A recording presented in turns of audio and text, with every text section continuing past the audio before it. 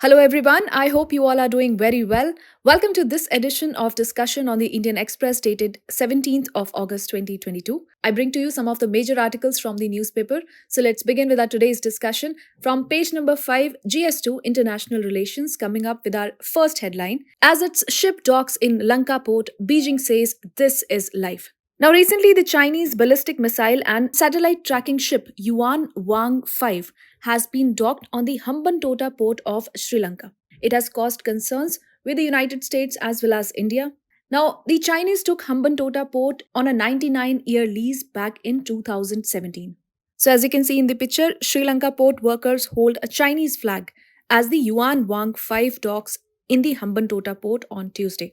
From this article, first of all, you have to know what is the Yuan Wang 5 and what are the India's concerns related to it.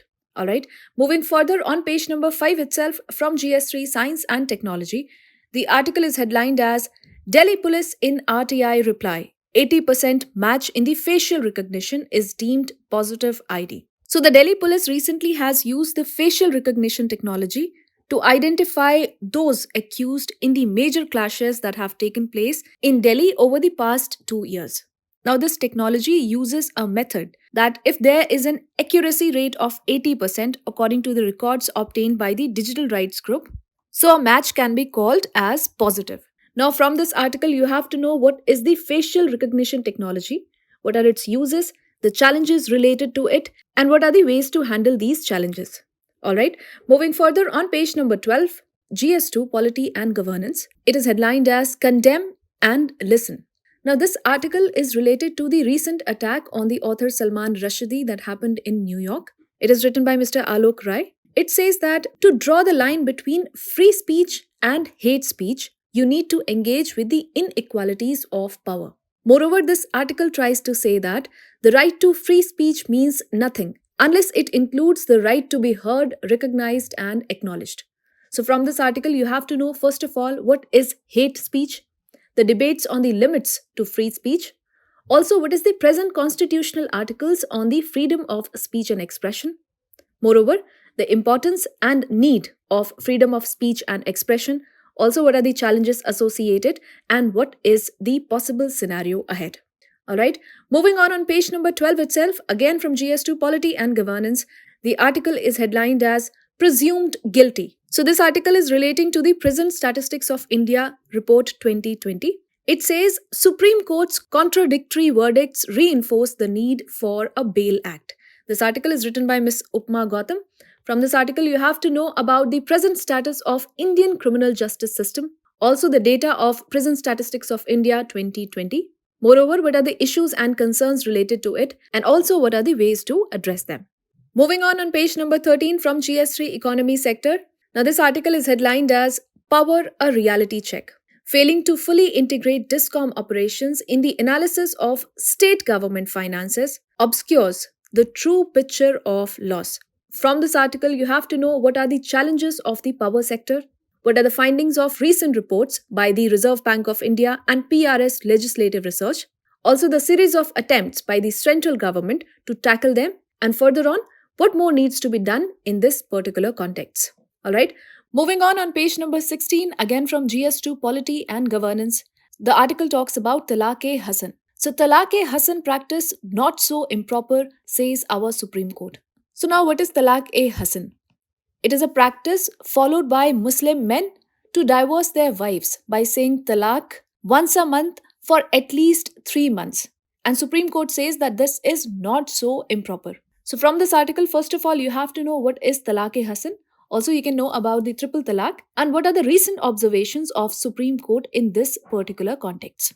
Alright, moving further on page number 18 from GS3 Defense Sector, the article is headlined as F-INSAS Nipun LCA, New Defense Systems in the Atma Nirbhar Push. So recently, our Defense Minister, Mr. Rajnath Singh, handed over several new defense systems that includes this F-INSAS Nipun mines and also the LCA, that is Landing Craft Assault, to the Indian Army.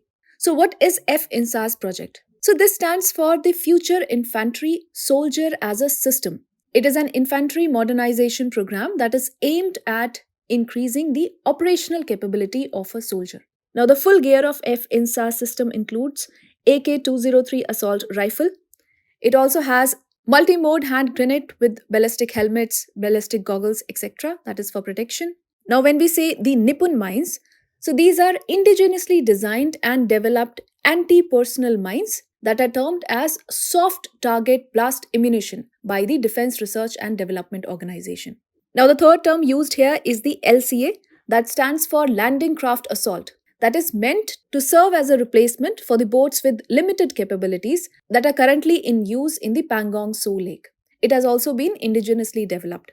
So, this was a little bit about F-INSAS, Nipun, and LCA.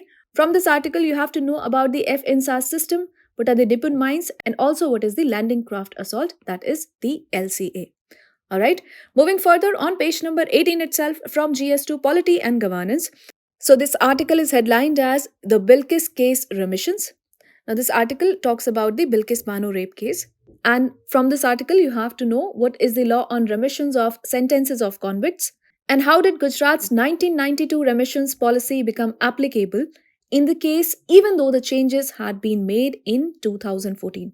What did the Supreme Court had to say in this particular context?